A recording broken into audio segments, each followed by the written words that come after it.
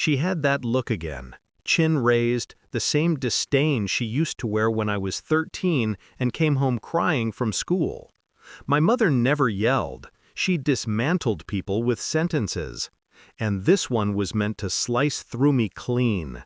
But I didn't flinch. I let silence do what shouting never could. She thought she'd won. She always does. When I first brought Clara home, my mother smiled like she'd been waiting for her all her life. Finally, she said, a woman who makes sense. I didn't understand what she meant until later. Clara was perfect in the ways my mother valued. Elegant, polished. From a family that didn't buy things, they inherited them. She fit the mold I never did. My mother started calling her my other daughter after 3 dinners. I laughed it off back then. Love makes you stupid. Approval makes you blind. The first sign came months after the wedding. Small things. My mother stopped calling me directly. She'd call Clara instead, about dinner plans, family news, bank details. She just feels comfortable with me, Clara said, brushing her hair back like it was nothing. I believed her. Then came the subtle changes. My mother's lawyer started copying Clara on emails. The family trust was under review. I didn't ask questions, but I noticed. When you grow up in a house built on control, silence becomes your sharpest weapon. I found out the truth on a Thursday morning. Clara's laptop was open on the counter, the cursor blinking beside my mother's name. Funds will be transferred as discussed. He won't notice. I didn't breathe for a full minute. There was no explosion, no shouting, just a kind of cold clarity that felt like oxygen after years underwater. I went to work, came home, kissed her cheek, slept beside her like nothing had changed. By morning, I had a plan. You can't fight people like them head on. They win by image, not by merit. So I started with what they valued most, appearances. I began to withdraw slowly, claimed I was busy, distracted, let them believe I was losing interest. Meanwhile, I copied every email, every document, bank statements, trust transfers, legal drafts, Clara's signature next to my mother's, approving transactions that never passed through my hands. Every night I labeled and stored them, like evidence in a trial only I knew existed. It took 3 months. By the time I was done, I had enough to destroy them both. But I wanted more than exposure. I wanted understanding. I wanted her to feel it. The first step was surgical. I contacted my mother's accountant, through her assistant, anonymously. I leaked one inconsistency in the trust fund report. Not enough to cause chaos, just enough to make the auditors circle back. Then I waited.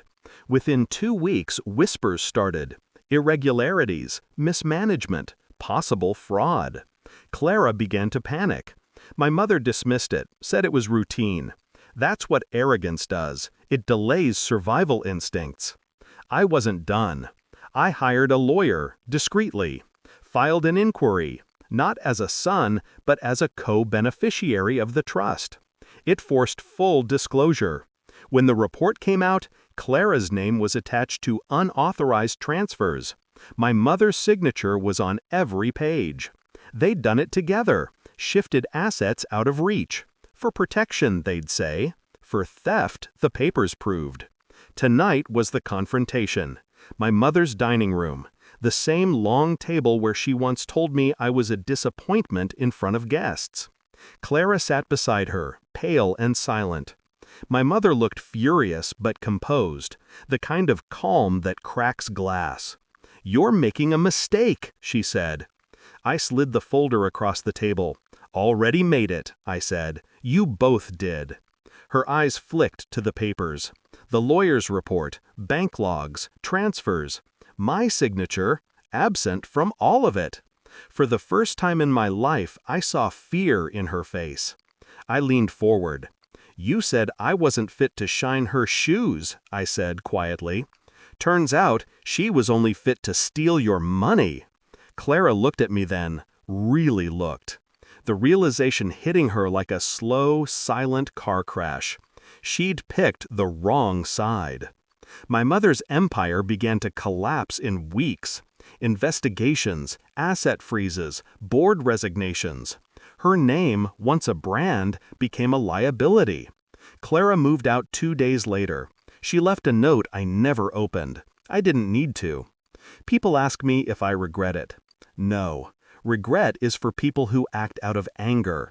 I acted out of balance. Everything I took from them, I documented. Every move I made, I earned. My mother taught me control. Clara taught me deceit. I mastered both. And that night, when I stood from the table and they sat in silence, I realized something simple. They'd built their world on power. I learned how to take it apart quietly, piece by piece. And when I left, no one said a word. Not even my sister. She just stared, frozen, like she finally understood. I hadn't come to be forgiven.